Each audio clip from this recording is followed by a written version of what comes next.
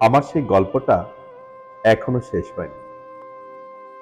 শোনো, পাহাড়টা আগেই বলেছিলাম ভালোবেসেছিল মেঘকে।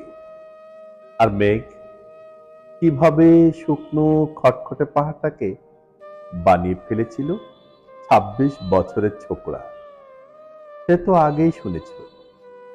সেদিন ছিল পাহাড়টার জন্মদিন। পাহাড় মেঘকে বললে, আজ তুমি লাল শাড়ি পরে আসবে।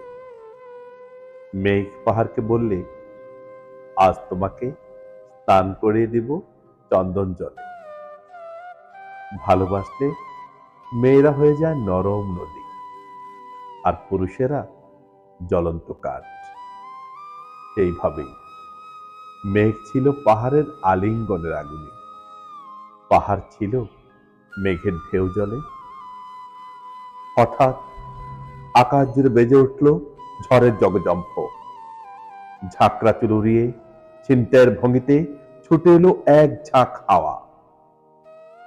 মেঘের আঁচল টান মেরে বলল, ওঠ ছুরি, তোর বিয়ে এখনো শেষ হয়নি। গল্পটা বজ্রের সঙ্গে মেঘের বিয়ে হয়ে গেল ঠিকই, কিন্তু পাহাড়কে সে কোনোদিন ভুলতে পারল না।